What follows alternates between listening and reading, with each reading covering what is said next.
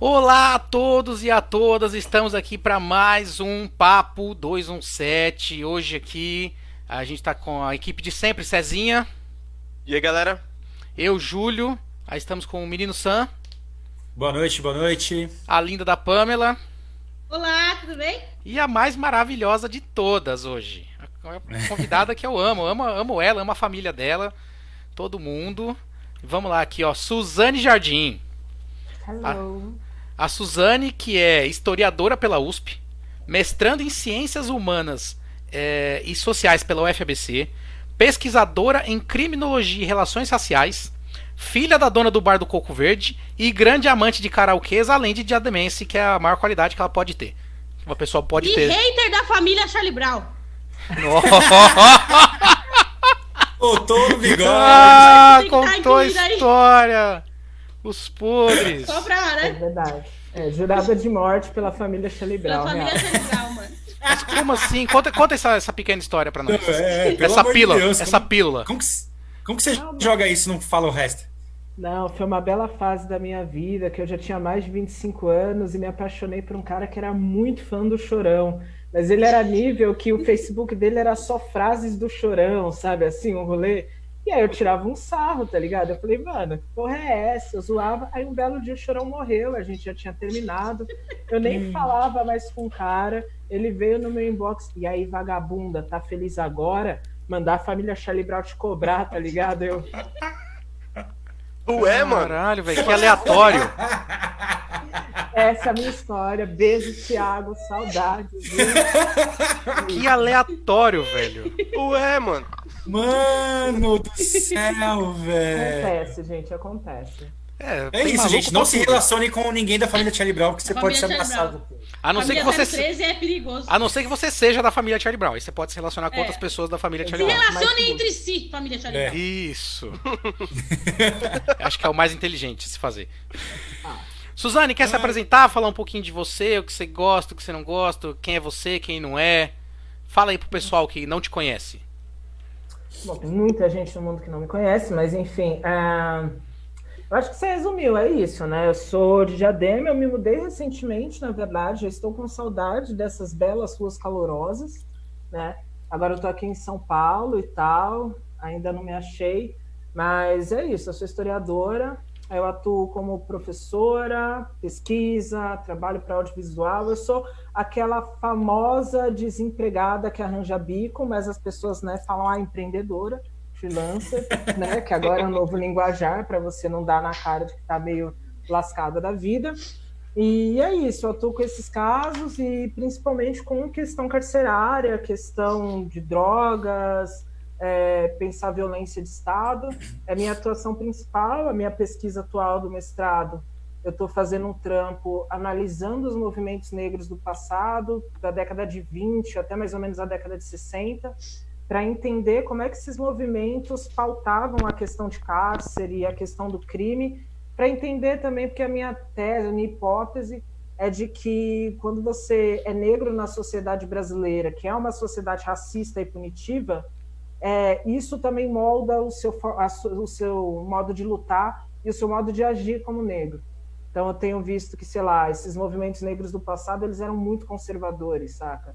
Eles tinham uma cobrança enorme, assim, do pessoal negro de você tem que andar na estica, você tem que falar bonito, você tem que ser muito bem educado, você tem que amar a pátria, que é um rolê de que todo mundo que tem vó negra, assim, mais velho, pega também, né? Você tem que ser o mais bonito, mais bem arrumado, saca a mãe do Cris, aquele Sim. negócio lá, Uhum. entende? Então é um movimento que dialoga muito com isso, eu vou estudando quanto isso também tem a ver com a lógica punitiva social, né? Você não pode ser identificado de modo nenhum como um bandido, por aí.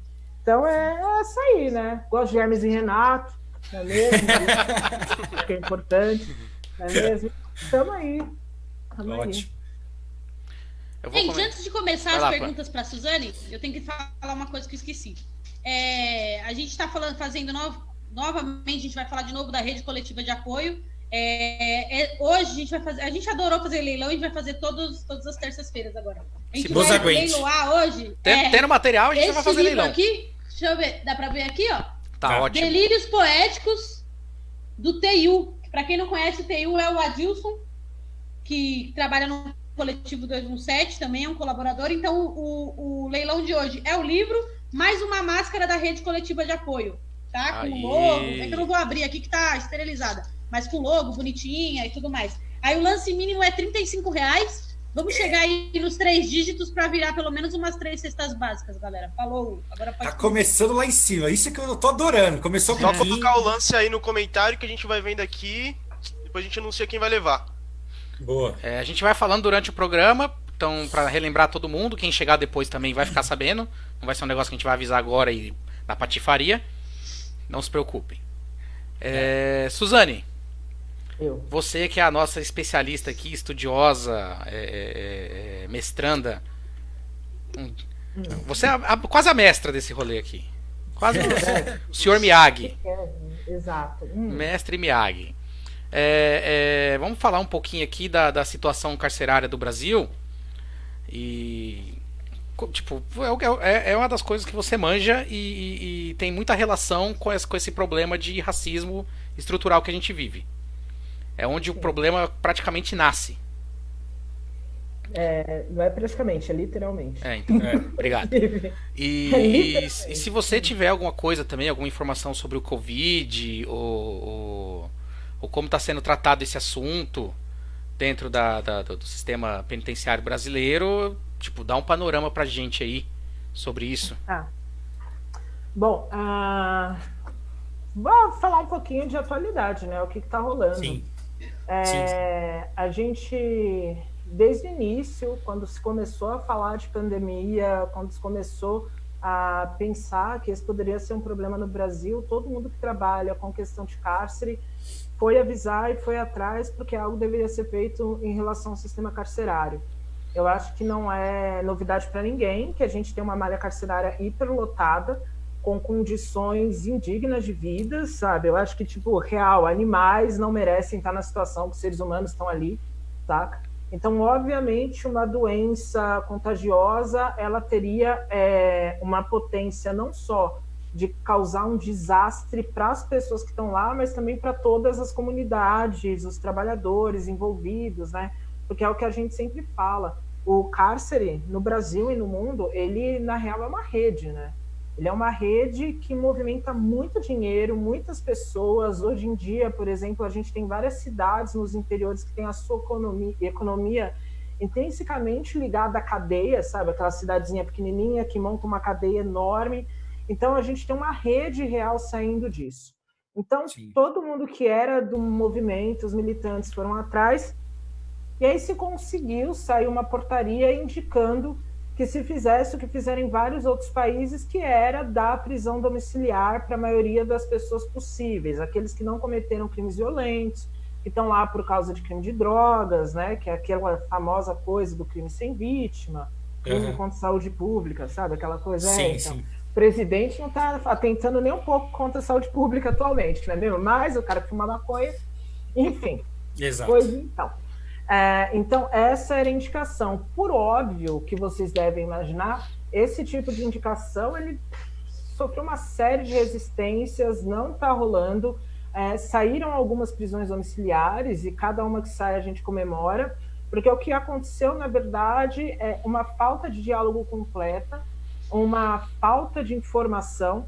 De primeira, suspenderam, né, as visitas de todas as prisões, ou seja, os familiares de presos, eles não sabem exatamente qual é a situação, porque eles romperam as linhas de contato. Inclusive, desculpa interromper, Suzane, inclusive isso gerou uma rebelião logo no começo da pandemia, né? Foi justamente por isso, né? Exatamente, e a tendência é que gerem mais rebeliões, sabe? A tendência é bem essa, porque você imagina, alguém solta pra ti, isso não, tipo, cadeia não é Big Brother, saca? No Big Brother tava todo mundo lá preso, chegou o Thiago do sapatênis e avisou: oi, gente, tem uma pandemia no mundo, mas tá tudo legal, Fica tá? tranquilo. Não, lá os caras têm toda assistência, na prisão é outro rolê, jogam essa bomba, não te dão nenhuma assistência, não te dão informação, não sei vocês, até eu ia atacar fogo e sair correndo, saca? Sim. Então a lógica foi mais ou menos essa. Suspenderam as visitas, suspenderam as saídas temporárias que estavam previstas e tudo mais. E aí agora há um monitoramento sendo feito sobre os casos e tudo mais, mas esse monitoramento ele tem sido bastante criticado porque ele tem vários problemas.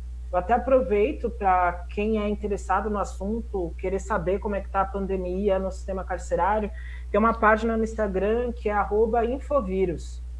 E essa página ele faz um monitoramento do que o governo está soltando sobre pandemia no cárcere.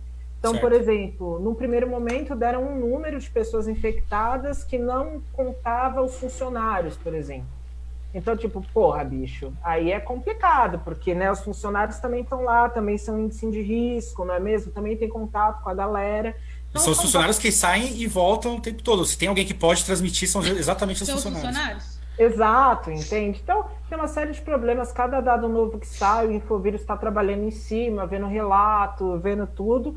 E agora a última, né, que tem tomado a mídia e tudo mais, é uma proposta que tem sido feita de que, em vez de dar a prisão domiciliar, a proposta agora é de você colocar containers próximo às prisões, tipo, literais containers, sabe? Para isolar as pessoas com sintomas. Então, a ideia é botar um barracão e botar todo mundo que tem sintoma de Covid-19 Lá nesse dentro barracão. desse conta. Meu Deus. Nossa, tipo, é o submundo do submundo que é o sistema carcerário. Exato. Exatamente, exatamente. Que é Imagina mais louco, só. né? Porque nesses hospitais de campanhas que eles fizeram aqui em São Paulo, principalmente, tem todo o esquema lá, o aparato, tal, aquele circo todo, só que não tem profissional o bastante. Não tem, tipo, máscaras, os caras estão com crise de vários utensílios. Imagina esse container pro preso. Numa sociedade que a galera gosta de punir, né? Acha que não, o cara, mano, ele é maconheiro, ele tem que se ferrar, tá ligado? Então, tipo, ele não Isso tem já até direito... cai naquilo que a gente falou na semana passada, né? Que é a questão da suposta higienização que eles querem fazer, né? Pra eles é muito mas válido jogar um monte de cara dentro de um container e deixar todo mundo morrer. É isso que eles querem. Sim, exatamente. E aí tá todo o movimento, né? Hashtag containers não, da galera fazendo essa denúncia, indo, pegando, vendo as votações e tudo mais, porque essa é a proposta hegemônica. Então a gente está aí tentando pressionar para que isso não passe. Outra notícia boa para quem quer saber é que a gente sempre fala que assim, a cadeia ela não é um rolê que só atinge o corpo de quem está preso. É um rolê que atinge as famílias e as comunidades. É todo mundo estigmatizado. E aí saiu um balanço agora que mostrou que uma parte enorme dos familiares de presos teve o auxílio emergencial negado. E aí, assim, né? Porque puxaram ali, olha, pera, aquela coisa toda, e aí começaram a cortar familiares de presos. Também é outro movimento que as associações que fazem esse levantamento, que acompanham, estão tentando ir atrás para fazer essa galera ter esse direito. Porque é isso, né? A gente tem as bases dessa criminalização que leva à cadeia, que é uma base que, sei lá, vem do racismo biológico lá do século XIX, tá ligado? Você tem uma predisposição genética a cometer crime. E aí, quando você estende a punição, a estigmatização para a família e para a comunidade, para as pessoas ao redor da pessoa que está encarcerada, não é nada mais do que uma extensão dessa lógica, né? Uma preservação de tudo isso. Cara, que loucura. Eu ia perguntar, você acabou comentando sobre... a gente está com um problema de testagem no Brasil inteiro, né? As pessoas não estão sendo testadas. Estão sendo testados aqueles que já dão entrada no hospital com algum sintoma muito grave. Você sabe se na rede carcerária também é isso que está acontecendo? É só quem tem sintoma grave ou não está tendo teste de maneira alguma? Você sabe como é que eles estão trabalhando isso? Os caras querem por um container, tipo... Mas se Cara, eles chegaram o teste na farmácia, para as pessoas comprarem... A pergunta é por quê? Para eles chegarem a pensar em container, é porque tem algum número já para tratar isso. Sim, é isso que tem algum número, eu não tenho os números atualizados, na verdade, mas eu acho que real, acompanhando o Infovírus, vocês vão ver os dados lá e tudo mais. A lógica de testagem nas prisões, exatamente as lógicas de testagem das periferias brasileiras, né? Testam em casos muito extremos, não é mesmo? E aquela coisa toda.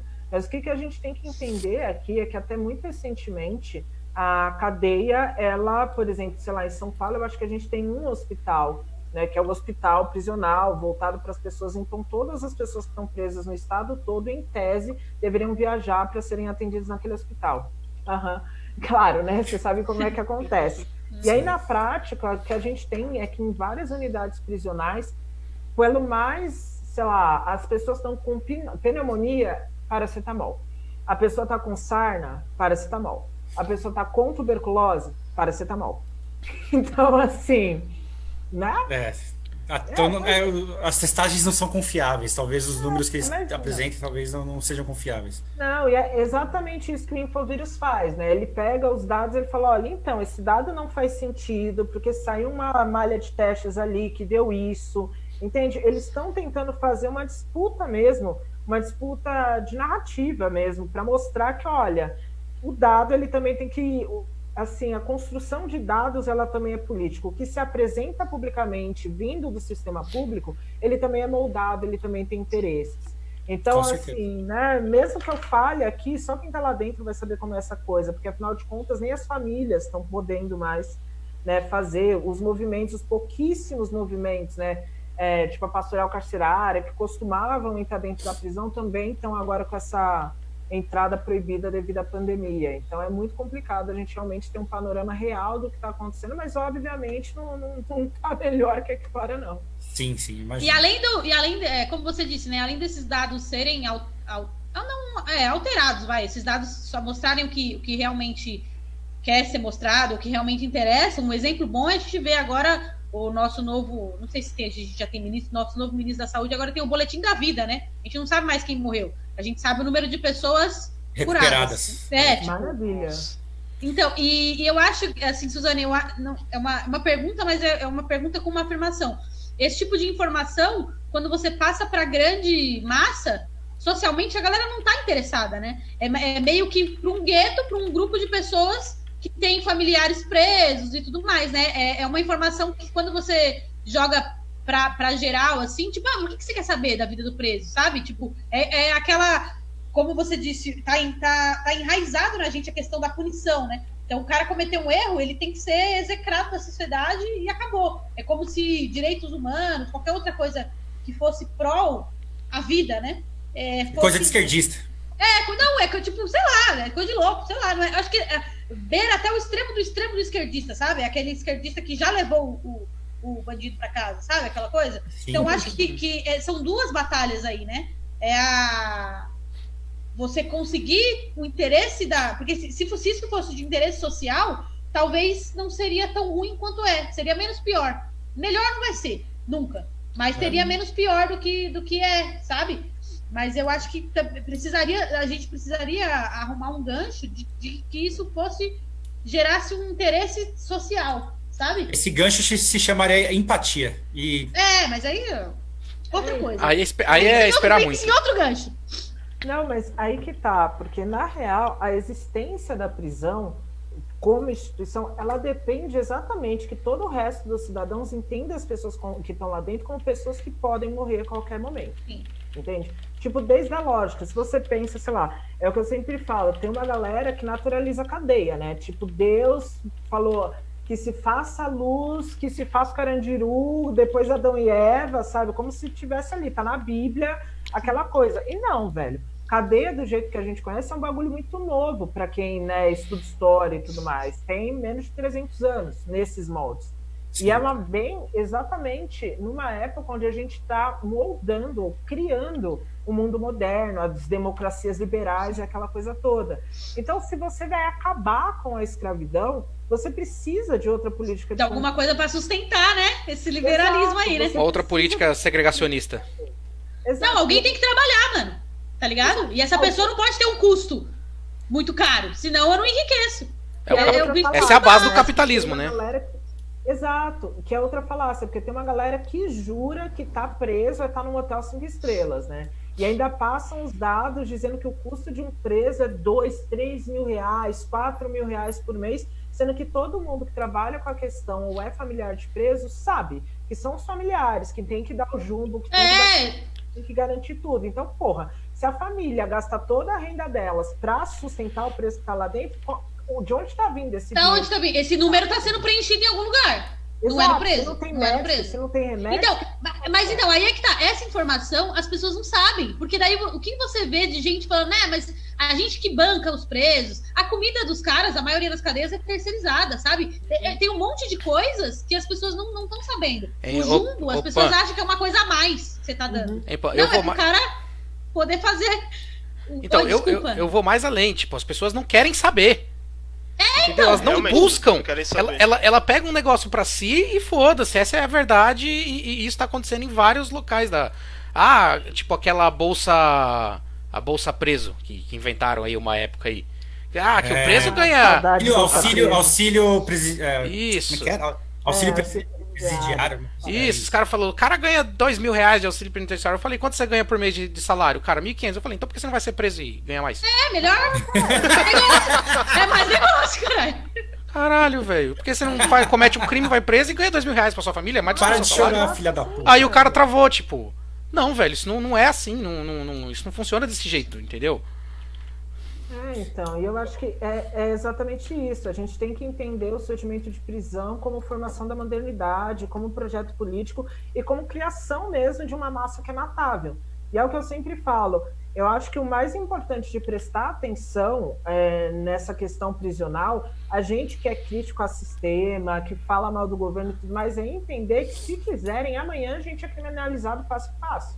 Que é o que sempre aconteceu nas ditaduras e tudo mais. Quando não podem controlar, jogam lá a taxa de criminoso. E aí você vai ser estigmatizado igual. Quem é que vai dizer que não? Que é o que acontece hoje com qualquer jovem negro que é baleado. Dá 10 minutos, tá lá no WhatsApp a foto de qualquer outro neguinho segurando um fuzil e todo mundo diz, era ele? Que bom. Né? O João Pedro, inclusive, já aconteceu isso com o João Pedro. A família dele teve que vir na televisão falar, não é meu filho. Só que mesmo assim já espalhou e tem gente, a mãe dizendo que não era o filho dele, gente desmentindo a mãe, falando, não, é seu filho sim. Cara, é o absurdo do absurdo, tá ligado? É uma segunda morte tirar o direito ao luto. Né? Mas aí é normatizar o assassinato. Vamos supor que seja o João Pedro segurando lá uma arma pro alto. Por que o Estado tem o direito de matar o João Pedro? Dentro de casa. A gente não tem um negócio bonitinho lá, o nosso que chama Constituição. O que tinha que acontecer com o João Pedro se ele tá dando tiro pro alto dentro da casa dele?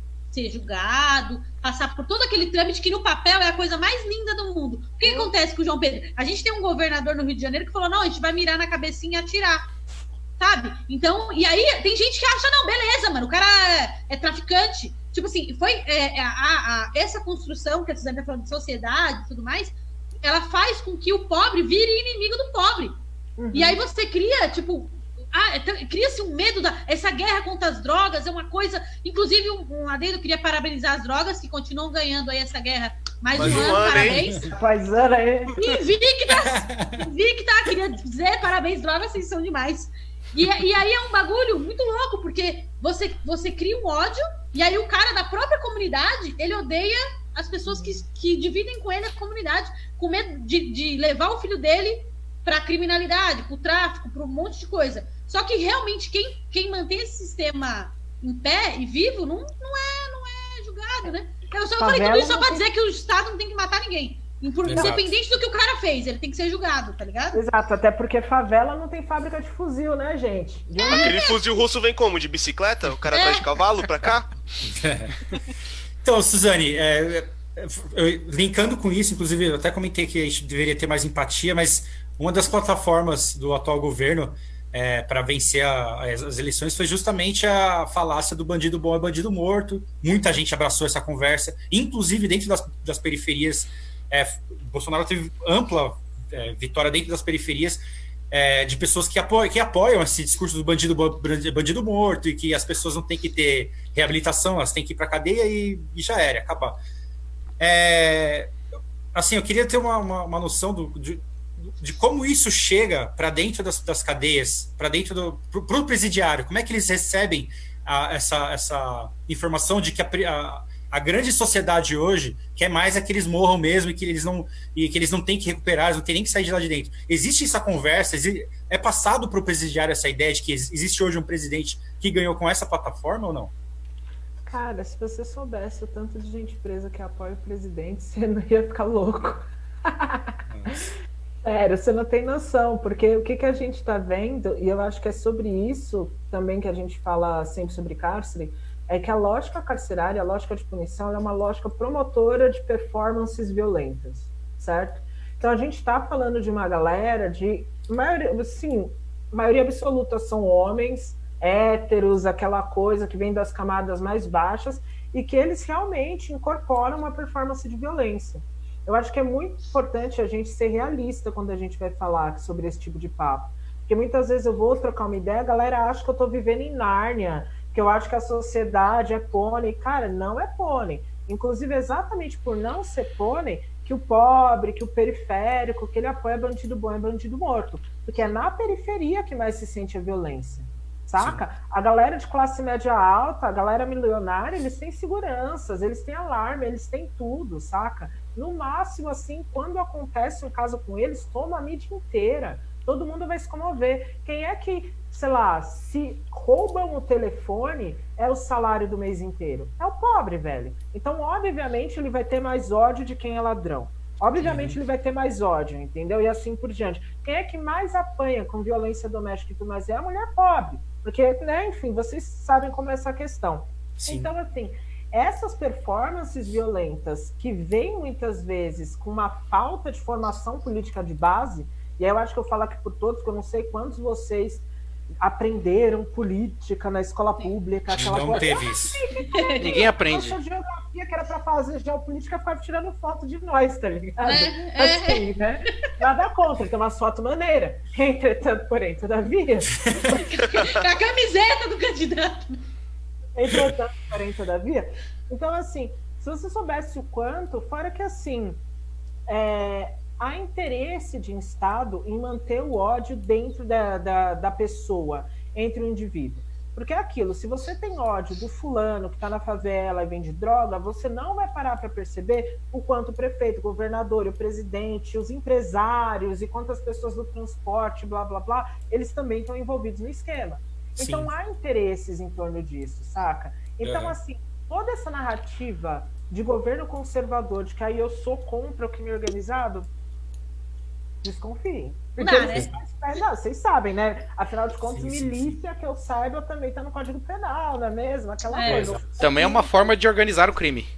Exatamente. Da pior maneira possível, porque é onde eles mais exploram aqueles que já são explorados. É um bagulho absurdo, a milícia. Exatamente. E é essa questão. Como o cárcere e toda a lógica punitiva, ela vem nessa linha política desde o surgimento das prisões, mesmo entre nós, a gente tem uma ideia de que certos criminosos merecem ser mais punidos do que outros, mesmo que a gente não diga. Se vem um cara e desvia dinheiro público, a gente, não, blá, blá, blá, fica revoltado e tudo mais, mas não é a mesma revolta do bandido bom é bandido morto. O diálogo do bandido bom é bandido morto, ele tem cor e ele tem classe, entende? Sendo que os crimes de Estado, os crimes de desvio, os crimes de todas essas coisas, eles realmente matam aos milhares, todos os anos, certo? Sim. Se você, sei lá, desvia a grana do SUS para qualquer outra coisa, quanta gente cai nessa? Muito mais do que a droga mata num ano, real, assim. Entende? Sim. Então, o que é crime de saúde pública, de fato, aqui?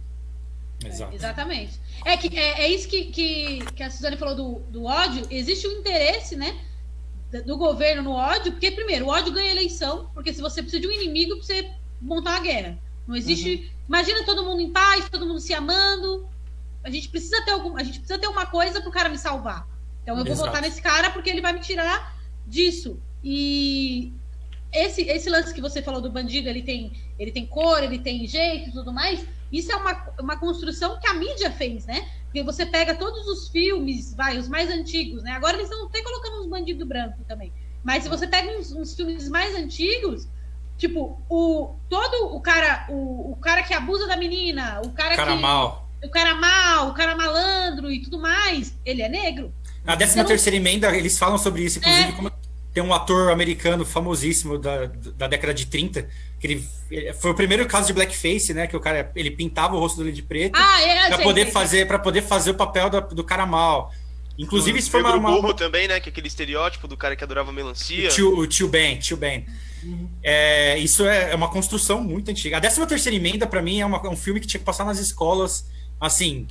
Quarta série, a molecada tem que estar assistindo 13ª emenda. Todo mundo chorando, catarrando ali, não conseguindo dormir. Boa ideia. Vai dar certo. Muito bom. Aí, sério. Tem uns professores acompanhando a gente aí, ó. Pode mandar pra eles assistirem. É isso que eu ia falar. E as interações aí, como é que tá? Vamos ver aqui. Cezinha. Hoje tá com pouca interação. A galera A galera tá tímida, galera, hoje. A Mônica tá dando um oi aqui. Teve que semana passada. Vai reforçando o leilão aí, menina Pamela. Ó, galera, o leilão tá em R$ 80. Hoje é o livro do TU, Delírios Poéticos e uma máscara da Rede Coletiva de Apoio. Ó, mais 30 conto aí, a gente fecha 3 cestas básicas, hein, mano? Aí, 60 ó. são 4, hein? Ó, foi muito bom esse conto hoje. Caramba. Aí a Ana Assis disse aqui, bandido bom é bandido morto, mas só se for preto e pobre, não é mesmo? É verdade. E não é o cara que te entrega droga também. Porque o bandido bom é o bandido morto, mas aquele outro cara. É um Pode outro ser o cara bandido. que faz o avião pra você. Pode ser o seu bandido. Parceiro, não. É, Não. entendeu? É um. O que Você vende tem a que escolher balinha um no bandido rosto. longe. Não, bandido bom é bandido esse morto. não. Então, bandido bom é bandido morto, mas o seu amigo que bateu na esposa, esse não. Esse não é bandido. Não, gente fina. Esse que é ela gente provocou. fina. Isso, é culpa dela, entendeu? Aí a coisa Suzane, dele eu se tenho resolve. Ela causou. Entendeu? tenho uma dúvida em relação ao sistema prisional feminino, porque quando você pensa no cárcere no geral, você já imagina aquela questão do homem preso, né? Aham. Não se pensa tanto na mulher. Eu queria saber se tem muita diferença no sistema do tratamento desses presos mesmo, lá dentro, se muda muita coisa. Bom, depende, né? Por exemplo, a gente tem que entender que se a gente pegar depois a lei de drogas, depois de 2002, né? 2002 que se aprovou a última lei de drogas, o encarceramento masculino ele cresceu coisa de uns 300% e o feminino cresceu 600%. Então a gente nunca teve tanta mulher presa nesse Brasil. Se a gente pega, tipo, estados no Nordeste, em alguns estados é tipo 90% de mulheres negras na prisão. Sabe, tipo, 90%. É um bagulho meio surreal, assim, de se pensar. E, assim, há uma diferença básica de motivação, no sentido de tipo penal dessas pessoas estarem lá. Hoje no Brasil, se a gente pega o encarceramento geral, contando homens, que são a maioria absoluta das pessoas presas, a gente tem, assim, 50% das pessoas presas estão lá por causa de crime de drogas ou crime de contra patrimônio, né? Roubo, furto, por aí. O que é muito doido, porque eu cresci achando que 60% era só de estuprador, sabe? Assim, e aí você vai ver Mas os é o números... que vende, né? Pois então, né? Eu cresci jurando que era meio isso, mas aí você vai ver, porra, não é, que foda. Agora, no caso das mulheres, chega a 70% o número de que está lá por causa de drogas. Então, a gente tem uma realidade de mulheres extremamente pobres, muito pobres mesmo, vindas de periferias, mulheres negras, que elas estão lá geralmente por ter entrado no pequeno tráfico de drogas, como a maioria, né? E aí, muitas delas, inclusive, por causa dos parceiros, sabe? Uma lógica de Sim. por causa dos parceiros, ou então perde o parceiro e entra no tráfico para sustentar os filhos, né? Aquela coisa toda. Então, é sempre pequeno tráfico. E elas estão lá, e eu acho que, assim, talvez a maior diferença que eu poderia falar é a questão, de, sei lá, da maternidade em si, né? Em tese, e assim, super em tese, quando você pensa em prisões femininas brasileiras, elas deveriam ter um lugar para as mulheres, ter um trato com seus filhos recém-nascidos e tal. Isso, obviamente, não acontece. Na verdade, a gente teve um indulto de Natal, que foi, eu acho que há uns 2, 3 anos atrás, dizendo, inclusive, que todas as mulheres que eram mães de crianças de até 12 anos e não cometeram crimes violentos, elas deveriam voltar para casa. E a pastoral carcerária, eles fizeram um balanço dizendo que, sei lá, nem 5% das mulheres elegíveis elas conseguiram esse direito também. Então, se fala muito, por exemplo, de como essa vivência dessas mulheres, como elas fazem as pequenas solidariedades para lidar com falta de coisas como absorvente, né? Como elas vão lá lidando, mas assim, isso eu não sei se é uma particularidade feminina como um todo, porque a precariedade do sistema carcerário ela faz isso acontecer, né? E, inclusive a precariedade do sistema carcerário e essa lógica de você ter que partir para lógicas coletivas, solidariedades, gambiarras é que vai gerar as facções, por exemplo, né? Sim. Sim. Então, eu acho que a coisa é muito similar. Eu tenho muita dificuldade, às vezes, de quem... Porque tem uma galera que é assim, né? Uma galera que, sei lá, por ser feminista ou tá na crítica de gênero, gosta de olhar só para a prisão feminina, como se lá tivesse uma coisa mágica, uma particularidade. Mas se você olha quem são essas mulheres, a cor dessas mulheres, a escolaridade, a faixa de renda e por que elas estão lá, na verdade é uma lógica bem global, né? Eu acho que o discurso ele é muito semelhante, sabe? O discurso contra o discurso de denúncia. Sim. Uma vez eu li uma matéria o Sul, que, tipo, a mulher presa, os presídios femininos, elas recebem muito menos visitas do que o homem, que o masculino, né? Acho que isso tem que. Aí é por isso que pega esse lance que você falou das pequenas comunidades que nascem dentro das prisões, né? Que a mulher, Cara, quando ela tá presa, ela é totalmente abandonada lá. Tipo, o cara não vai visitar. Um cara não visita uma mulher presa.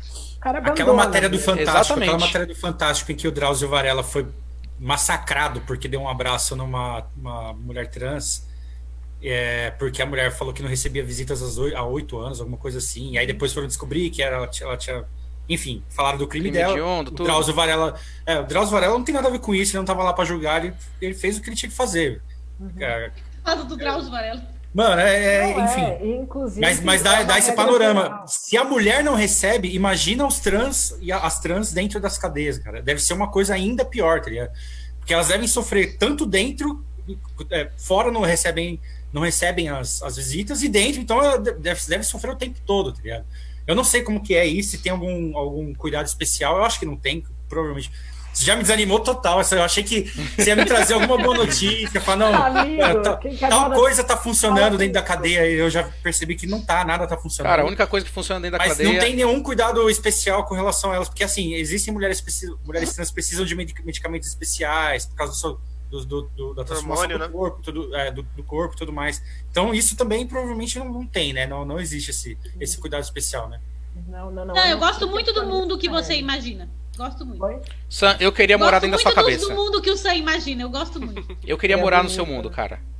Não, mas isso que vocês falaram. Não é que eu sou descolado da realidade, é que eu acho que Seria sei lá, louco, né? Sim, mas não. E essa questão que vocês estavam falando das mulheres, desse abandono, do não receber visita, é só parar para olhar quem são as cuidadoras do mundo. Quem são as pessoas que têm que ser carinhosas, passivas, as provedoras do amor e do cuidado? São as mulheres. Então, assim, é muito doido. Você vai ali nessa cadeia de Diadema em dia de visita, tá ligado? Só mina nas filas, velho. Só tem mina nas filas. Real. E nas Só cadeias esposa e mãe, né? só tem mulheres nas filas também. Então, os homens, a tendência é que eles abandonem suas companheiras, arranjem outra mulher quando elas são encarceradas. E agora, com as mulheres, elas ficam lá. Ou é a mãe, ou é uma irmã, ou é a companheira, elas seguem isso. E Sim. inclusive, galera unida, viu, as irmãs, tá ligado? As minas que vão lá, sabe, que tem os grupos de WhatsApp, e elas dialogam, e elas são super militantes, saca? As namoradas de preso, gente fina demais. Beijo a todas minhas parceiras. Pessoal, a gente já deu uma passadinha por cima. Tem mais coisa pra ler aí, Cezinha? Agora a galera se empolgou. Ó, a Leda falou que fica muito feliz em te ver, Suzane. A Eridan disse que não é timidez, é respeito em ouvir a Suzane, que é minha prima, né? Beijo pra minha prima. A Alessandra disse que tá aqui vendo a gente também, prestando atenção nessas belezuras. E tá rolando leilão. Nossa, o meu travou, gente. Foi mal. Tá em 130 o leilão. Ô, louco! Aê, Foi mal, cara! galera. Eu tava em 80. Valeu, Geleia, aí pelo toque. Da hora. A internet deu uma... Ó, tem uma pergunta da Ana aqui, ó. Suzane, já existe algum planejamento, estudo ou prática referente ao sistema carcerário para mulheres trans? Porque atualmente elas ficam em presídios masculinos, certo? Ou quando isso mudará? Então, depende. Eu acho que assim, quando a gente vai falar sobre questão carcerária, lógica punitiva e tudo mais, a gente tem que se despir muito de senso comum, gente. E às vezes é muito difícil, porque tem discursos que mesmo assim para a galera progressista eles são mais fáceis. Porque assim, se você vai, o que os estudos indicam, eu tenho um colega que estuda mulheres trans na prisão, o Vitor Serra, a gente atua num projeto junto. O que os estudos indicam é que boa parte das mulheres trans querem ficar nas prisões masculinas. E isso tem a ver com possibilidade de afetividade, de ter parceiros, muitas delas casam dentro da prisão, saca? Então, assim, quando a gente vai falar sobre esse tipo de coisa, claro, o ideal... Primeiro, assim, na real, na minha ideia, o ideal é que prisão nem exista, certo? Certo, exato. certo. O ideal, na real, é que prisão nem exista. Eu acho que o ideal é ter uma garantia de direitos para que essa pessoa, essa mulher, ela possa escolher o caminho dela.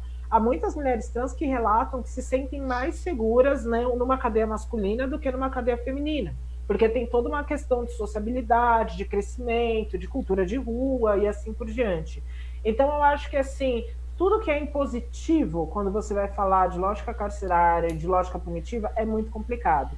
Forçar, por exemplo, todas as mulheres trans que estão no sistema masculino hoje a irem para a feminina só por causa de uma questão de gênero, às vezes é ignorar essas subjetividades e as lógicas que elas encontram para sobreviver e terem sua segurança garantida, né? Então, a tendência hoje é a gente praticar uma lógica de escuta, né? De tentar entender qual é essa necessidade, de acatar as violações, as denúncias. Sempre quando uma mulher trans que está no sistema masculino, ela vai lá, denuncia, ela pede um auxílio, se tenta, né, levar essa mulher para o sistema feminino, mas o que é mais importante é entender que dentro desse sistema todo não funciona isso que querem colocar na gente, sabe essa dualidade? De que ou é assim, ou é assado, ou é bom, ou é mal, nunca funciona. Então o senso comum, às vezes, eles pregam umas peças na gente.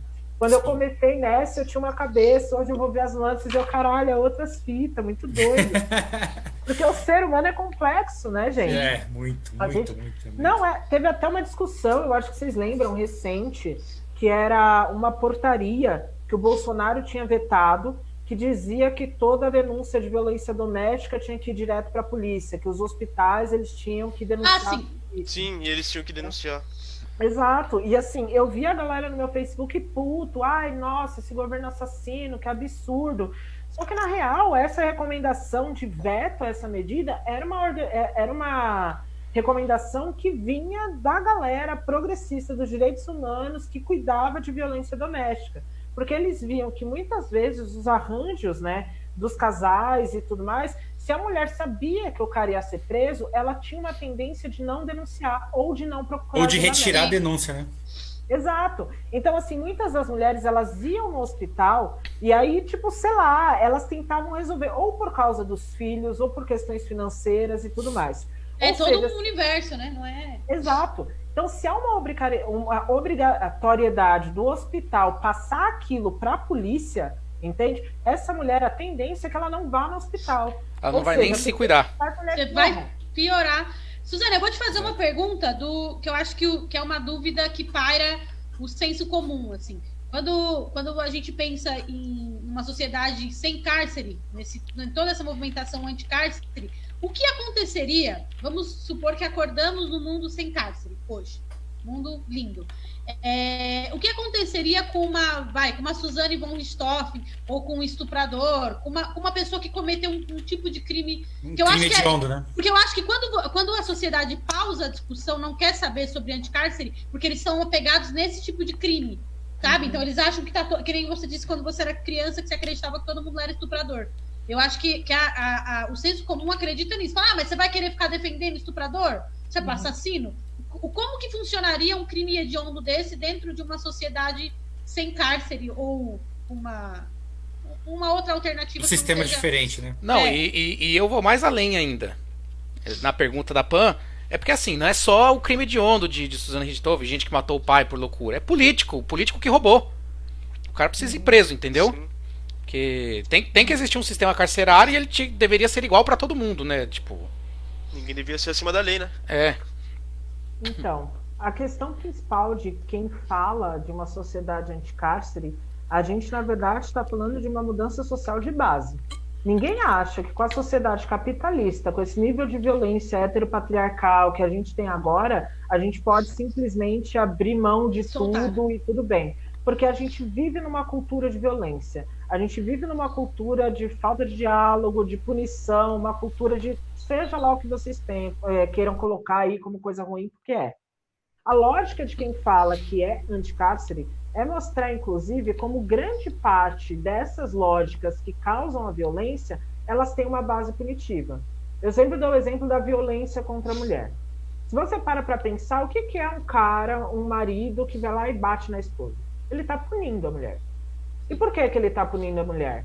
Porque ela está fugindo de uma base, de uma norma do que é ser uma boa esposa dentro dessa sociedade misógina, capitalista, assim por diante. O que é uma violência contra a LGBT hoje no Brasil? É exatamente isso, é a pessoa, né, a pessoa lá hétero, com seus problemas ali, hétero demais e tudo mais, não é mesmo? Que está punindo uma pessoa que foge da norma de gênero, certo?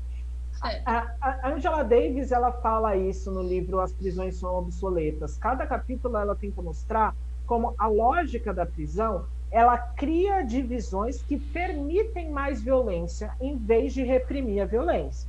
E é aquela coisa, vamos supor real de um cara que fez algo horrível, tipo, o cara matou e tudo mais, certo?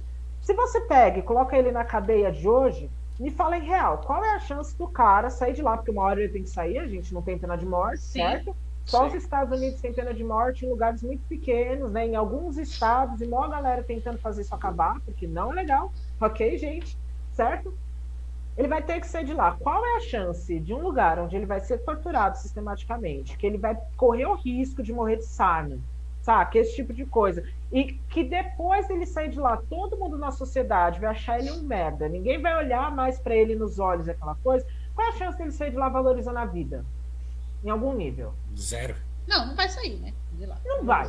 A chance dele sair de lá muito pior do que ele entrou é enorme. Ou seja, a gente tem novamente um incentivo à violência. Do mesmo modo, as cadeias hoje, essa cadeia que tortura e tudo mais, ela não foi feita para prender político. Porque as regras do direito penal, elas são regras que passam também por raça, por classe, por conceitos sociais. Sim. Na hora que você vai julgar alguém, você tem que ver qual é a escolaridade dele, você tem que ver se ele tem uma família nuclear, você tem que ver se ele é um bom cidadão, se ele tem um bom desenvolvimento moral. E aí, o que é uma porra de um bom desenvolvimento moral para um monte de juiz branco que tá lá vendo o moleque com o cordãozinho que de ouro? Que decide, né? Quem, tipo... O que é isso, entendeu? O moleque lá do baile funk. Não interessa se ele é bom ou ruim. Você vai ter uma figura de moralidade que é diferente. Então, mesmo o político que rouba e tudo mais, ele rouba do jeito que rouba, porque ele sabe que é ele que cuida do sistema. Que vai não dar nada.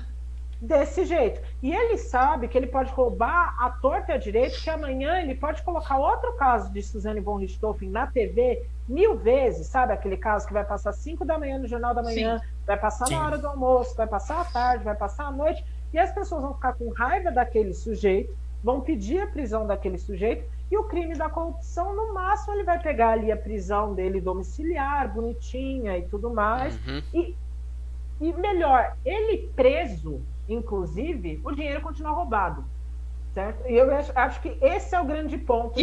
Pouquíssimas vezes o dinheiro volta, né? Exato. Eu acho que esse é o grande ponto de quem fala que é antiprisão.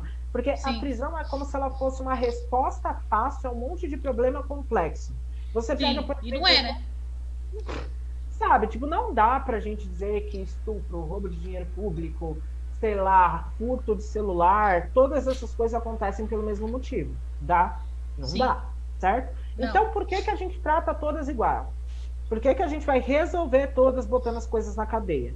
Eu acho que o ponto principal aqui é entender 2 pontos.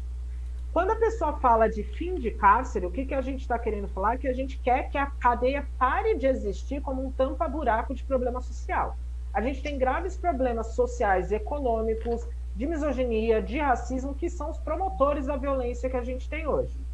Outro ponto, que é o principal, o segundo, é para a gente entender que a cadeia ela só aparece na vida das pessoas quando tudo no mundo falhou, certo? Se você é vítima, o direito penal ele só vai aparecer na sua vida quando você já foi roubada, já foi machucada, já foi estuprada, sabe? Quando o dinheiro público já se foi, e a cadeia ali não dá uma responsabilização que consiga, de fato, fazer com que você lide com o que você perdeu, certo? Sim. A gente trabalha cadeia com base na vingança. Você Sim. é vítima de um crime de gênero, o máximo que o Estado vai te dar é a sensação de conforto de saber que você foi vingada, porque vão prender quem te causou o mal e vão fazer mal para ele na prisão. Esse é o máximo. Você não tem a garantia, via direito penal, de um tratamento psicológico, sabe? Via direito penal, você não tem. Procurar, certo? Por outras vezes. O direito penal não te dá isso. O direito penal é unicamente punitivo. Assim como no caso do cara que roubou dinheiro público, tá bom. Você vai prender ele, legal, a sociedade está ali vingada, o dinheiro público está roubado. Isso não retorna. Sim.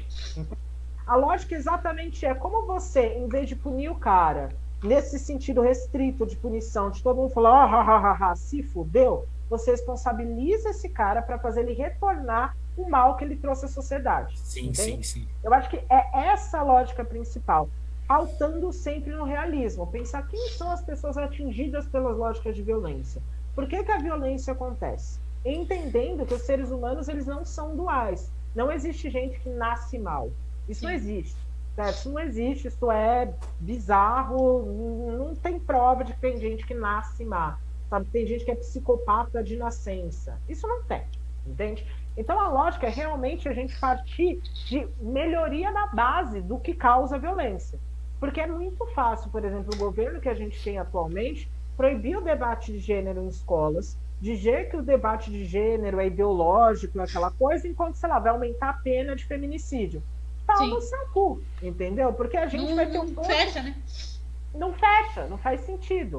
Mas é que é isso. Qual é a base do feminicídio? É a misoginia, é a violência de gênero. Se você não vai falar sobre gênero, querido, feminicídio... Nada vai mudar. Exato. Então eu acho que o ponto principal é esse, entendeu? Não sei se eu me fiz entender. Sim, é a sim, gente sim. entender que assim como botar a cadeia não resolve as questões, a ideia aqui é tirar a cadeia pensando exatamente nas questões que esse buraco vai estampar. Como é que a gente vai tratá-las de base? Que tipo de práticas sociais, de novas instituições, de novos diálogos, de novas lógicas formativas a gente vai ter que forçar, de novos governos até. Sim. De novos governos, porque o É capitalismo... uma organização geral, né? Que tem que ser. De novos Capitalismo. sistemas Agora, econômicos Suzane, e tudo mais. Ô, Suzane, eu tenho uma outra dúvida. Agora, como vocês acham que eu tô muito descolado da realidade, eu vou voltar um pouquinho Não, mais não é descolado, não, Calma aí, Sam, é Sam, que tem umas otimista. perguntas aqui. pra realidade. Pera aí, rapidão, Não é rapidão. Só descolado, não, é essa aqui. otimista, Sam. A gente... Bom, a gente sabe que hoje o sistema criou um monstro que ele perdeu o controle total, que são os poderes paralelos. São os poderes que surgiram de dentro das cadeias, a princípio com o propósito de pedir melhorias para os próprios detentos, e hoje a gente sabe que os propósitos são outros, bem maiores, já envolve dinheiro, envolve políticos, enfim. O poder paralelo ganhou uma proporção muito grande. E hoje ele se estende, inclusive, para as cadeias do Norte e Nordeste, criando rivalidade entre cadeias do Norte e Nordeste contra cadeias Sul, Sudeste, enfim. E eu sempre ouvi rap minha vida inteira, os funk proibidão, eles sempre contaram muito bem como que eram as coisas lá dentro. E sempre deixaram claro que quando você entrava dentro da cadeia, você tinha que escolher um lado, ou você ficava solto e corria o risco de morrer por um dos dois lados. Qual a proporção disso hoje? Assim, você tem dados assim de hoje é todo mundo, você entra na cadeia, você tem que fazer parte, ou você põe sua conta em risco, você vive por sozinho lá dentro e correndo risco de morrer a qualquer momento, ou existe sim uma neutralidade, assim, existe a possibilidade da pessoa entrar na cadeia e falar, cara, eu não quero entrar e me deixa viver, sei lá, alguma coisa assim. Você tem alguma... Eu acho que assim, a gente tem uma formação de como é dentro de uma prisão muito baseada em nós, né? Nos filmes e um rolê meio assim, né? Não, mas não tem como, porque e nas músicas também, nas músicas sim. fala A bastante. Angela Davis, ela fala muito disso, que ao mesmo tempo que você tem um grande silêncio sobre prisão e as pessoas que estão presas, você tem uma super exposição disso, sabe? Tá na cultura o tempo todo, ao mesmo tempo que ninguém sabe exatamente como é que funciona, né? Então, é esse jogo aqui.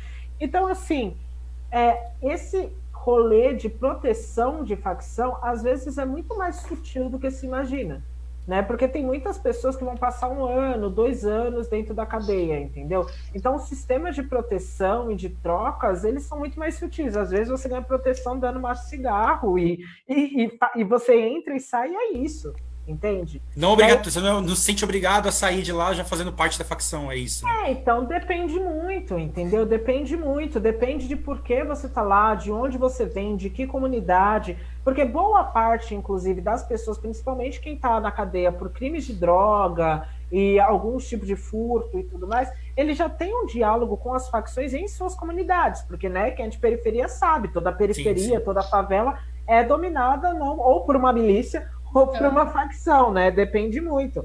Então, assim, há, claro, possibilidades desse recrutamento, dessa união à facção, não ser exatamente como num filme de ação, sabe? Cara, agora você vai ter que, sabe, dar o seu sangue aqui, nós vamos fazer esse pacto, entendeu? Às vezes é muito mais sutil. Às vezes é um rolê de você conseguir comida quando tua família não te dá o jumbo, entendeu? de você fazer essas trocas e, sabe, trocar direitos ali dentro, saiu, acabou, a depender também, entendeu? E os diálogos também são grandes e também tem a questão toda da igreja dentro da prisão também, né? Porque há uma divisão que não é tão divisão também, não é mesmo? Porque tem lá o pessoal da igreja e a galera da facção costuma respeitar bastante a galera da igreja. Isso veio para fora, inclusive. Tem muita favela no Rio de Janeiro que os centros de religiões de matriz africana estão proibidos de funcionar porque a igreja evangélica deu papo, né? Através Maravilha. Mano.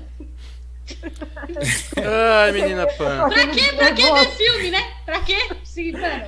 Tô rindo de nervoso, entende? Então, assim, as possibilidades de aliança são grandes, mas é o que eu tô falando. Eu não sei te afirmar quantas pessoas, porque eu acho que não existe. É aquela coisa, você chega na prisão e eles vão perguntar se tem ligação com a facção. Eu não sei você, eu vou falar não, tá ligado? Porra, eu vou falar não, porque eu sei que isso é agravante, entendeu? Para muitas coisas. Por exemplo, para você receber nossa, eu esqueci o nome, sabe? A saída temporária, né? De Natal e tudo mais, essas coisas. Indulto. Não é indulto que chama. Indulto é outra coisa, na real. O indulto... Saidinha. Hã? Não, mas a saidinha é o nome... É saída temporária. Popular, o popularesco. Vamos falar saidinha. Exato. É que a gente chama de indulto, mas o indulto ele vem com o perdão de pena. E geralmente acontece no Natal e por, sei lá, coisa presidencial, saca? Tanto o nosso querido presidente falou, né, que tá pensando nos indultos de Natal pra galera que foi presa em chacina, essa parada aí, o que é uma falácia. Ele falou isso num rolê muito populista, porque quase nenhum policial que participa de chacina tá preso no Brasil agora, sabe? Sim. Ele meteu esse louquinho só esse pra presidente aí nem conta, esse presidente nem conta. Pode ir. Ignorem. Nem vale. Os anos das trevas. Ter direito à saída temporária, você tem que preencher vários requisitos, né? Tem que ter cumprido 2/3 da pena e tem que ter bom comportamento, não tem que ter ligação com facção e tudo mais, né? Então, obviamente, você não tem um dado que seja válido sobre quantas pessoas ali têm ou não essa ligação com facção. Mas, sim, mas dá para saber que o monstro é gigantesco hoje, né? O monstro é gigantesco, não tem como, porque isso, como você falou, isso é parte da rede. É parte da rede que gera dinheiro. A gente não precisa dar nomes. A gente sabe que o governador anterior aqui do nosso estado era assim, ó, sabe? Assim, com todo o PCC, a parada toda. Inclusive, por isso também os índices de violência de São Paulo diminuíram muito nos últimos anos, porque, né, a facção foi lá, deu uma ordem. Assim como no Nordeste, agora com a treta de várias facções, os índices de violência têm subido. Também porque a facção, ela dá uma coordenada na lógica de violência, né? Pro bem e pro mal. Pro bem e pro mal, né? Ninguém tá querendo... É poder, né? Não dá pra... É um tipo de poder. Inclusive, a facção podia entrar aí, fazer um lockdown maneiro pra ver se dá um... Se alguém da facção estiver vendo aí, por favor. Pessoal, a gente já tá com quase 1 hora nesse papo aqui. Mentira! Verdade. É 10 horas da noite agora. Você tá zoando, mano. Já tá 1 hora Só aqui queria nesse falar papo. que tem 2 perguntas aqui ainda, hein? Uma da Ana, que ela quer saber a porcentagem de ex-carcerários que são reabilitados, e o William perguntou se esses mesmos voltam pro mercado, né? Se tem alguma ação que ajude eles a voltar pro mercado de trabalho. O que é ser reabilitado? Vamos lá, vamos ser relativistas aqui. O que é ser reabilitado? O de Pádua lá, que deu tesourada na moça, reabilitado. Virou um bolsominion, tá lá na frente do Planalto, inclusive. Beijando a esposa lá. Da bandeira do Brasil, beijando a esposa, virou pastor. Assim, na minha opinião, isso não é ser reabilitado. Na minha opinião, isso demonstra que ele piorou bastante. Ele só mudou o ramo dele. Exato. Entendeu? De esfaqueador para outras coisas. Ser reabilitado, né? Eu acho que, assim, o maior índice que a gente tem quanto a isso é pensar o índice de reincidência. Quantas pessoas acabam voltando para a prisão. E todo mundo reclama, na real, de que os índices de reincidência no Brasil eles são muito grandes e que, por isso, as penas deveriam ser maiores, né? Faz sentido. Porque é uma falta de lógica absurda. Porque né? maior a pena, mais longe da sociedade você fica, menos chances de reabilitação, de entrar na sociedade, então não faz o maior sentido. sim, os índices de reincidência são grandes, porque estar encarcerado, ter passado pela prisão, já te coloca um selo na testa, sabe? Sim. Já te coloca um selo na testa. Você não quer ser amigo de ex-presidiário, você não quer contratar ex-presidiário, você não quer nada disso, certo? Hoje em dia a gente tem uma lei nas empresas e tudo mais, que não é uma lei, é um incentivo fiscal, né, que dá alguns incentivos fiscais, cortam alguns impostos para quem fazer contratação de pessoas que passaram pelo cárcere. Então a gente tem aqueles cursinhos meio merda, né, que tem na minoria das unidades carcerárias, são cursinhos de formação, porque a maioria das pessoas que tem lá, elas não têm o fundamental completo, sabe? E eu acho que é muito importante falar isso. A maioria das pessoas que estão presas não tem o fundamental completo. Então, pouquíssimas unidades prisionais, eu digo pouquíssimas, porque a grande maioria não tem estrutura para isso, certo? Existem leis que dizem que a prisão tem que educar, blá, blá, blá, blá, mas a maioria não tem uma estrutura para pôr uma porra de uma lousa na parede, certo? Só para explicar. Então, pouquíssimas, de fato, trabalham com educação de pessoas aprisionadas e com lógicas de trabalho, formativas e tudo mais. Existem empresas que elas atuam pegando essas pessoas para trabalhar nas áreas administrativas, tudo mais, assim como tem as ONGs que fingem dar dignidade, porque eu tenho um ódio.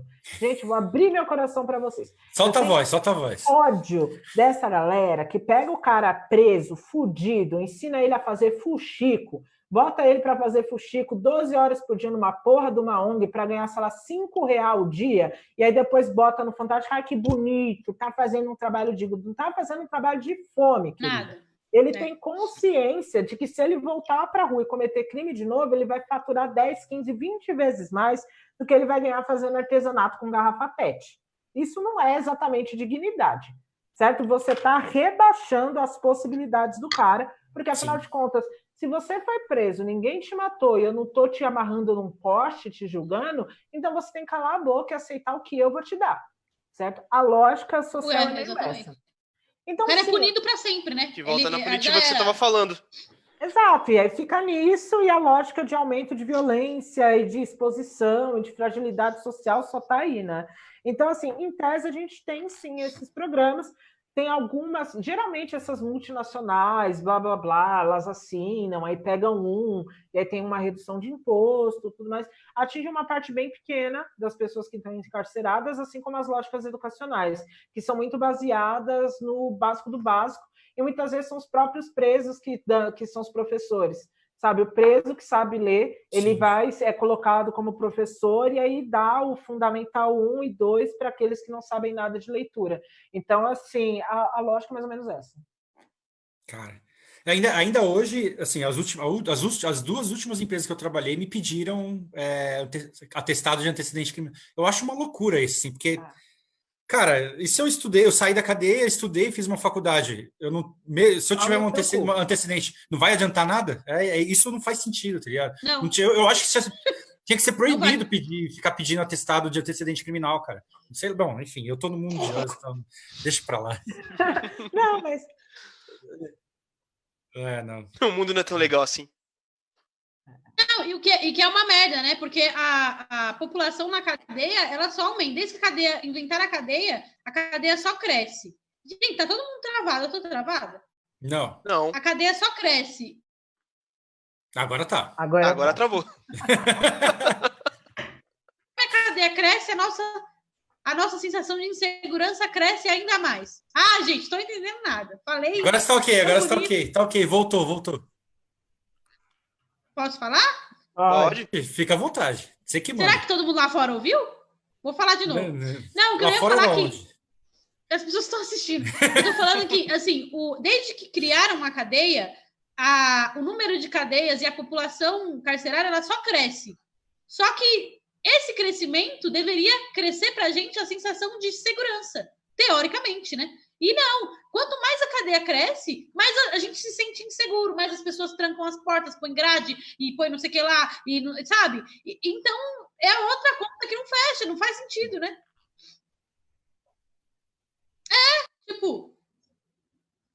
Exatamente. Então, não faz sentido, então não funciona, né? Mas aí precisa abrir a cabeça do... Inclusive, uma das propostas que tem, tipo, a agenda pelo desencarceramento, que é assinada pelas frentes pelo desencarceramento do Brasil inteiro, por várias organizações que pensam a questão, e essa agenda ela apresenta pontos assim que virem projetos legislativos mesmo, para começar uma ação de desencarcerar e diminuir o poder das prisões e a lógica violenta social e tal. É muito interessante, gente. Procurem, se acha online, Agenda pelo Desencarceramento, ok? E um dos pontos lá que eles pedem, e que é uma luta, é para que se aprove uma lei proibindo que se dê qualquer tipo de financiamento para ampliação da rede carcerária. Então, a lógica é que a gente tenha um impedimento legislativo para que ninguém mais possa colocar mais dinheiro público para abrir mais prisões ou para abrir mais setor, acabou. A ideia vai ter dinheiro público? Você vai aplicar em outras áreas. Você não vai aplicar nada de dinheiro público para expandir isso, que é uma lógica que não funciona, que é assassina, que estigmatiza. Você vai pegar o dinheiro de abrir outra unidade prisional e você vai, sei lá, abrir um grupo no SUS para caras, sei lá, que bebem e não sei o quê, trabalhar masculinidades, tá ligado? Um rolê assim, para eles começar a trabalhar essa lógica de por que eles acham que tem que gritar e levantar a mão para a mina, entende? Então, assim, há várias propostas pensando exatamente isso. Como tem se expandido, a sensação de segurança aumenta, a violência aumenta também, e o dinheiro tá indo, e foda-se. Sim. Irracional. E vira a pauta da campanha de governo, e é um ciclo, né? E aí o inimigo era a cocaína, agora é o crack, amanhã é não sei o que lá, e as drogas seguem aí ganhando as guerras. E mano, é um bagulho que aqui na minha cabeça é muito simples, sabe? A solução. Simples assim, né? Teórico, né? De ser aplicada, ela seria mais complicada, mas você tenta discutir isso quando você leva isso pro grande senso, para as pessoas que não estão mais com um pouquinho, a empatia um pouco restrita, né? Fica mais difícil. Parece que você tá tentando, sabe, sei lá, o crime é legal, sabe? Você tá falando, não, viva o crime. Mas é isso, problemas complexos, eles precisam de soluções complexas, não tem nenhuma solução simples. Então, mas ninguém quer pensar na resposta complexa, velho. Esse é o problema, nunca. Então, e aí fica, tipo, prendendo pessoas, prendendo o tempo todo. O moleque tá com 100 gramas de maconha, traficante, preso. Tá com porque é mais fácil prender do que você tratar da forma que deveria ser, né? Não, e as interações aí, e o leilão, mano, a gente esqueceu. Eu não sei, eu travei um momento. Opa, apresenta o leilão aí pra nós de novo, mostra aí os itens. Tá em 135, 135. Bacana. Tá isso mesmo, tá em 135. Hoje é uma máscara da rede coletiva de apoio, tem o logo bonitinho, a galera lançando o planeta, e o livro Delírios Poéticos do TU. É muito legal. Esse daqui é meu, tá, gente? Então tem a minha... dedicatória pra mim, só que o do leilão vai ter uma dedicatória pra pessoa que levar, tá? Muito bom. A gente dá um jeito de entregar, tá? Não se preocupa. Sim. Suzane, o William perguntou aqui pra você. Ele disse que existem teorias que assemelham um presídio com a escola. Dentro do seu processo de pesquisa, você esbarrou com algo do tipo?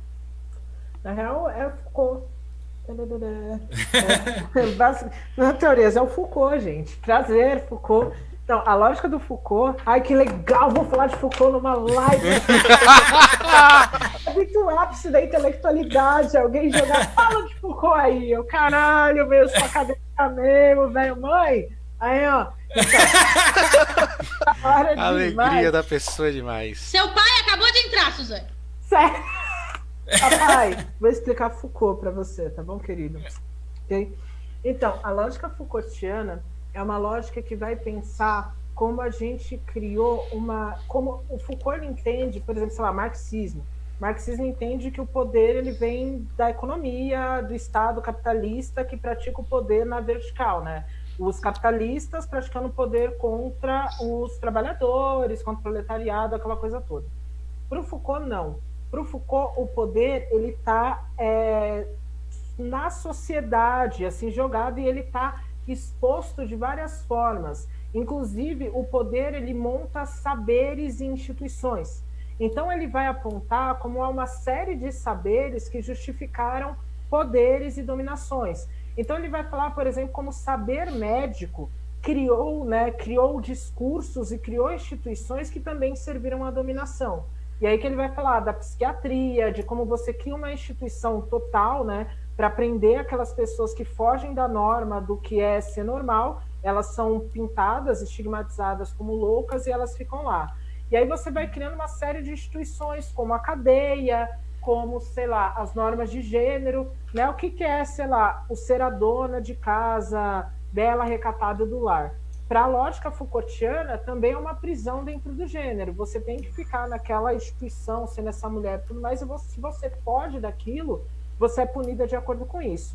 Então, a escola dentro disso é como também se fosse uma instituição que cria saberes que obedecem à lógica do poder.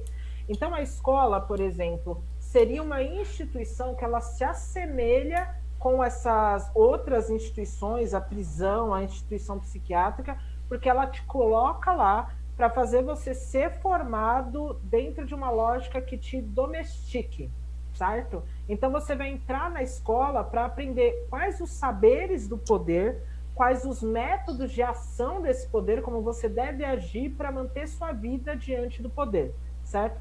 Então é essa aproximação. E aí tem toda a questão de como você tem um padrão de comportamento que é físico dentro da escola, né? E eu, sei lá, tenho um filho, agora ele tem 11 anos, e para mim sempre foi um problema.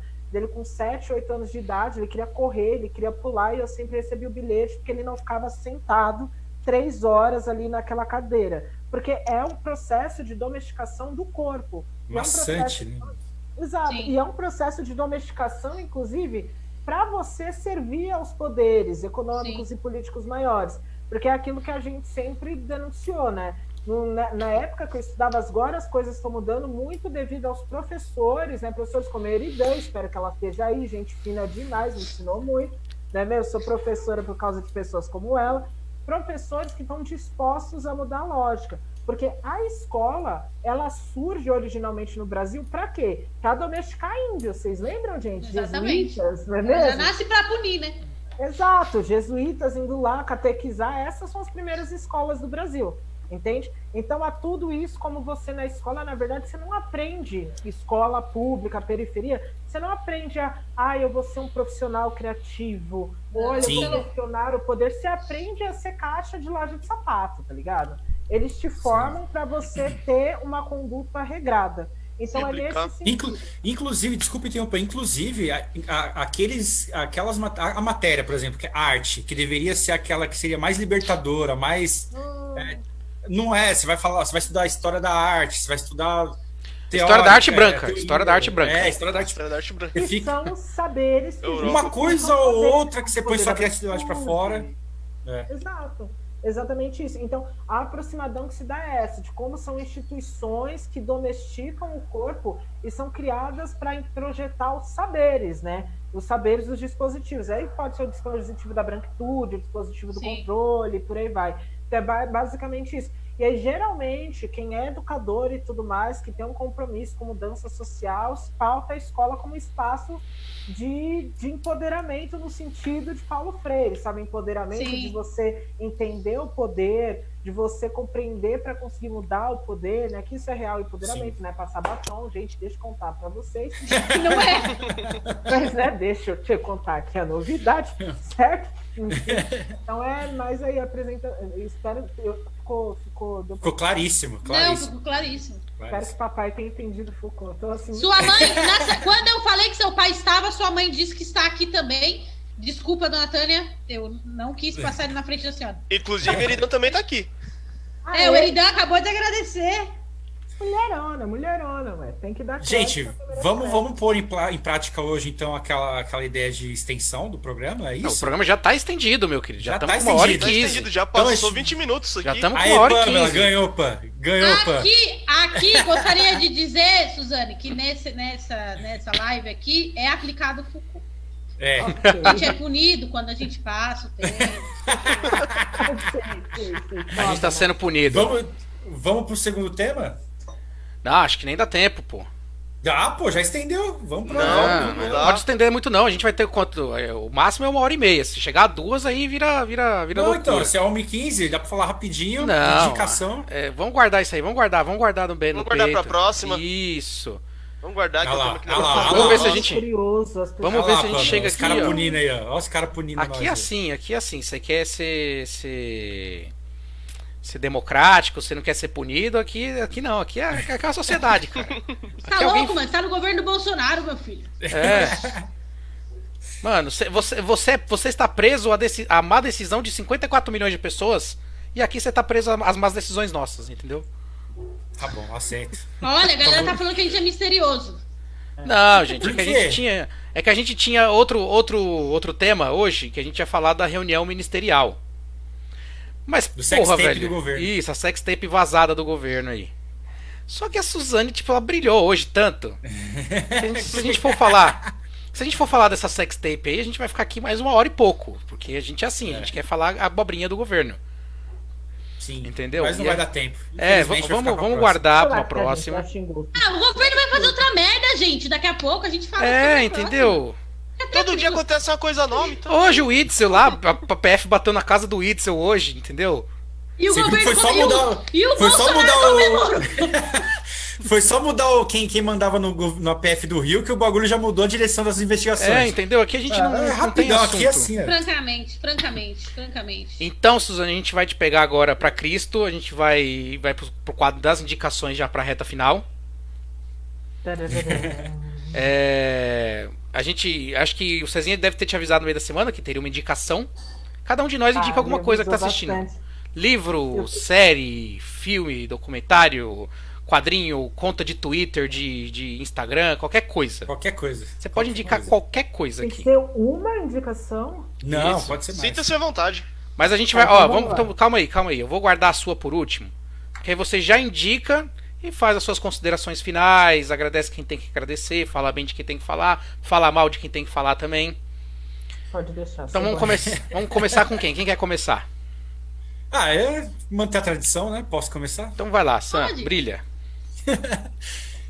Não, eu quero indicar a conta no Instagram de um fotógrafo que é nigeriano, radicado nos naturalizado americano desde os anos 90. Eu não sei a pronúncia, mas é Chi Modu, que se escreve CHI Modu, M-O-D-U. A conta no Instagram tá assim também, Chi Modu. E o grande barato, que ele foi um cara que ele acompanhou o nascimento do hip hop, do rap americano. Então ele tem muita foto raríssima dos caras, mano, em momento, tipo, descontraído, ou, tipo, backstage, por trás das câmeras de gravação de clipe, enfim. E ele sempre acompanhou caras como Tupac, Notorious Big, Wu-Tang Clan, Eazy-E, NWA, ele tem, cara, uma caralhada de fotos dessa galera muito rara. Então, na conta dele, ele posta essas fotos. Ele já expôs no Brasil em 2018, se eu não me engano. Ele fez 2 exposições, uma no Rio e outra em São Paulo. E tá rolando uma campanha Please Come to Brasil de novo, para ele vir pro Brasil de novo, trazer essa exposição. E se rolar, vai ser muito legal. Eu indico todo mundo a conta dele. E se puder, quando vier, venha e vá assistir, vá acompanhar a exposição. Para quem gosta de hip hop, pô, é prato cheio. Muito bom, muito bom. Eu Shimodu. tô seguindo já. Ah. Cezinha, você também aí vai na pegada. Bora, tradição. Então vai lá. Eu vou indicar um documentário que tá no YouTube, 1 horinha, se chama Antifa, Caçadores de Skin. Ele é francês, de 2008, e fala desse rolê da galera da França ali nos anos 80, quando começou esse rolê dos partidos nacionalistas, da galera da extrema-direita, e como foi a batalha deles na rua, porque eles não iam pra palanque, a ação era na rua, né?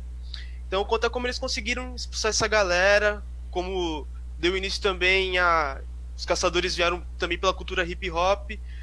E é isso, basicamente isso. Antifa, Boa. Caçadores de Skin. Viva Antifa, viva o movimento Antifa. E como eles retomaram também a cultura tradicional do skin, né? Porque essa cultura nunca foi desses caras babaca aí não, certo? Certo. Muito Isso bom, mesmo. Cezinha. Eu vou deixar a Pan para depois de mim aqui. Você viu que eu vou deixar. Você viu que isso aqui virou já um negócio. Não, eu Já- quero falar na frente porque... Democracia morreu aqui. O Papo 207 morreu a democracia. Já é. Não, a gente é muito democrático. A Pan queria aumentar o tempo do programa, a gente aumentou o tempo do programa. Gente, eu acho que a democracia nem funciona. Pode falar, assim. Eu, pra chegar aqui hoje, pra não passar tanta vergonha com a Suzane, eu dei uma estudada na pauta aqui durante a semana. Oh. E eu descobri um canal no YouTube muito bom, chamado Jornal Antijurídico. Ai, é ótimo. Do Igor. Vai. Aí, ó. Não, a minha indicação, o cara fala de tudo. Tipo, de uma maneira que até uma pessoa igual eu consegue entender. É magnífico. Ele trata de vários temas da parte do jurídico. Eu assisti diversos vídeos sobre o sistema carcerário no Brasil. Ele dá muita informação, é muito legal. Mas ele fala de outras coisas. Ele tem os últimos vídeos dele é sobre o coronavírus. Tem tanto ele na mídia quanto no sistema carcerário brasileiro. De tudo. Sobre drogas, sobre... É maravilhoso o canal, o cara fala bem. Como que é o nome do canal? Canal é Jornal Antijurídico. Ah, tá. Vou procurar. É muito bom. Eu indico. O cara que faz é o Igor Leone. Já comecei a seguir ele nas redes sociais também. Aqui é assim. Pan, já faz aí a sua indicação, alguns avisos, já entrega Muitas coisas leilão. tem que fazer. Vamos lá, o leilão tá em R$138, galera. Eu vou falar bem pausadamente para vocês darem vários lances enquanto eu estou falando, beleza? Isso, dá sua dica primeiro, dá sua dica. Durante a dica ainda dá pra dar lance. A minha dica é... Na verdade, hoje eu vou dar uma dica que tem a ver com um assunto que a gente conversou, que é um documentário que eu assisti faz um tempo, que eu sou bem fissurada em filmes de cinema nacional. Então, teve uma época da minha vida que eu ficava pesquisando coisas, tipo, filmes nacionais completos no YouTube. E, fuçando aí, eu descobri... Não tinha Netflix, gente, certo? E aí, fuçando aí, pelo menos eu não tinha, eu descobri um documentário que chama O Juízo. Na verdade, eles chamam de filme, mas eu acho que é um documentário. Não sei se você já viu, Suzane, é um de 2007, acho que com certeza você já viu. Ele fala da história de alguns jovens, menores de 18 anos, e aí eles falam, eu não vou lembrar o nome da instituição agora, mas é tipo uma fundação casa, e aí ele mostra como que esses jovens, não vou falar crianças, senão vou falar que tá chamando bandido de criança, mas tem menos de 16 anos é criança. E aí mostra como que esses jovens foram julgados e quais são os crimes que eles cometeram. Tem tráfico, homicídio, um menino mata o pai, é bem pesado, assim. Só que aí você vê o falar daquele acusado. Que é muito raro, inclusive. Entendeu? Como que aquele jovem, aquela criança vê o crime, o porquê que ele fez aquilo, os motivos, sabe? E chama o juízo, porque a juíza lá, a promotora, sei lá, ela sempre, uma das coisas que ela fala o tempo todo é pra molecada, toma juízo. Só que aí quando você olha, no geral, juízo da onde, sabe? Tipo, quem vai dar juízo pra esse jovem? É rapidinho, acho que não me lembro, mas acho que ele não tem nenhuma hora. Mas é super rápido, assim. E tem completo no YouTube, galera. Quem puder ver aí é bem interessante para você ver com outros olhos esse lance.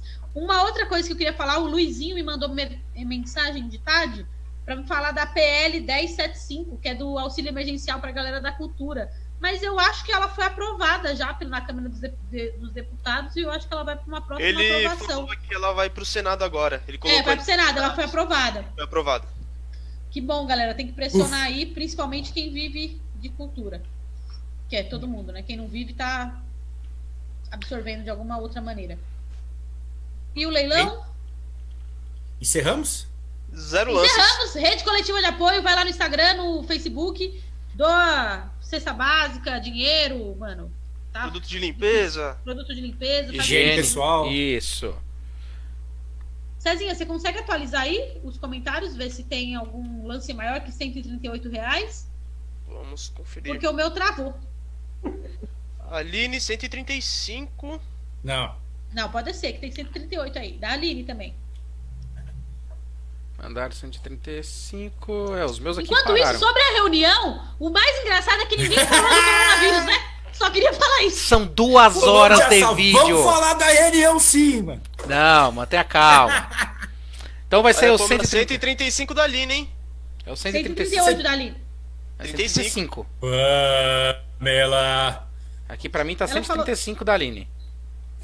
Então, beleza, vamos bater o martelo, mas eu tenho aqui 138, a Aline do Biani. Ganhou. Aê, Aline! Você acaba de adquirir o livro e a máscara. Vou entregar aí na sua casa. Tá Muito Essa bom, semana muito a gente bom. combina direitinho. O livro vai com a dedicatória pra você, feita pelo TU. Já separa Fechou. um hot dog de Antes coca o aí. Luizinho já disse aqui que semana que vem vai ter vinil no leilão, hein? E Uma recada aí. Eu na já vou próxima vai ter começar vinil. jogando meu. Já dei 35 é meu aqui, foda-se, já começou. Já. então, Não, já, ó, foda-se. Sam, eu acho muito errado a gente angariar isso. A gente participar do leilão, nós 4 aqui. Mas você pode botar não sua quero esposa saber. pra fazer lance. Ela já tá inclusive comentando Ela fez. ali. Eu vi. Exatamente. Vamos lá, Suzane, Eu. o microfone é Tá seu. bom. Fala o que você quiser, indica o que você quiser, critica quem você quiser. Tá, Só eu vou cuidado na hora de fazer xingar. várias indicações rápidas. certo? Fechou. A primeira indicação é: acabou a epidemia, vai todo mundo beber na Coco Verde, ali no centro de Diadema. Karaokê, baratinho, gente. Tomando um litrão ali com mamãe, por favor. Olha, não vou fazer um Inclusive, mansplaining aqui, ó. participem daquela promoção lá da Heineken lá, já compra suas fichas pra gastar depois, né? Isso, Opa. eu ia falar exatamente isso aqui, ó. Não querendo cortar, mas a gente vai colocar o link aí também depois Na em algum real, lugar. acabou a promoção da Heineken Acabou? por vários motivos, porque antes era um rolê que se você dava 10 conto, a Heineken ia e dava 20, sabe aquela coisa? Isso. Só que eles tinham meio que, sei lá, a gente vai fazer isso até a gente gastar 1 milhão. Quando a gente gastar 1 milhão, acabou. Então acabou, assim, em tese. O link tá lá, tipo, para quem quiser comprar ficha, para ir consumir depois, fica à vontade. Mas agora a Heineken não tá mais bancando, mas podem jogar o link. Não é mais o porque dobro. Não é mais o dobro, mas fica aí, ó. Pega aí a porção de Compra do 2 mesmo jeito e litrão. vamos se encontrar no Coco Verde, já era. Exatamente. Essa é a dica número 1. Melhor bar de Diadema, melhor atendimento, não é mesmo? Certo? A dica número 2, eu já falei aqui várias vezes, @infovírus no Twitter ou no Instagram, para vocês acompanharem, né, todas as informações sobre o Covid-19 nas prisões brasileiras. E a terceira dica, ela não tem nada a ver, mas é tipo um rolê que vai começar a rolar amanhã nas redes. Vocês podem achar nas páginas do meu amigo Emicida, meu amigo, tá ligado? O meu brother Emicida. Vai Tá começar... louca! Pois então, né? Vai começar a rolar uma extensão do último disco do Emicida, que é o Amarelo, que é a campanha Amarelo Prisma. E o Amarelo Prisma nada mais é do que várias galeras, tipo, tem uma gente ferrada, dando mais ou menos dicas de como a gente conseguir não pirar, mesmo com um sistema muito doido que a gente vive, saca? Então é uma iniciativa para a gente tentar recuperar um pouco a humanidade dentro desse caos que a gente vive, porque, pô, olha tanto de merda que a gente falou aqui, sabendo a situação governamental, e a gente está vivendo uma pandemia. Uma galera aí há muito tempo não abraça quem ama, aquela parada toda. Então, a partir de amanhã vão começar a sair os videozinhos. Tem várias pessoas muito legais dando dicas e ter uma conversa franca. Aí vocês podem procurar nas páginas do Emicida, hashtag Amarelo Prisma. Saiu um teaser hoje no YouTube, inclusive. Exatamente, Eu vi. exatamente. Fica a dica aí, então. E aí, sei lá, gente, eu agradeço muito o convite. Eu acho que foram perguntas bem legais. Me disponibilizo aí para quando vocês quiserem fazer outra rodada, só para analisar Hermes e Renato. Quando o clima fica mais ameno, Sim. a gente vai fazer uns programas mais divertidos. É que agora a Exato, gente não quando tá o governo conseguindo cair, porque a gente- o corona não ajuda, o governo Quer não dizer que ajuda. aqui é Brasil, isso não vai acontecer. Não vai ficar mais ameno. Só queria uma live na Coco Verde, não queria muita coisa. Pode ser também, a gente Verdade. faz uma live direta da Coco Verde, tomando alguma coisa que a gente não pode falar, porque não O pode Conar. beber. O Conar não vai deixar. Nem vê nós, mano. Se liga. É, E, a ó. gente faz... Já é. Ô, Suzane, Gente, faz todo mundo lá aí, que vai acabar. calma. Suzane, quais são suas redes sociais? Porque eu te sigo nas redes sociais, eu te sigo no Na real, Twitter. não é pra Sou me seu seguir fã no nas Twitter. redes sociais. Eu quero sair das redes sociais. Não é pra me sigam. seguir. Mas É você sério, fala não muito me no sigam. Twitter, você é maravilhosa no Não, Twitter. inclusive é horrível, porque hoje mesmo eu queria postar um meme muito escroto, sabe aquele shitpost bem horrendo, assim, aquelas piadas merda. Aí eu vi que, sei lá, o Julinho da Van, do Choque do Cultura, começou a me seguir. Eu falei, mano, eu não vou postar uma bosta dessa. Exato. Então, O Julinho a da Van ia dica adorar, eu tenho certeza que ele ia adorar, velho. Mano, eu não sei, eu fico O meio Leandro, assim, o Leandro ia adorar, Então, velho.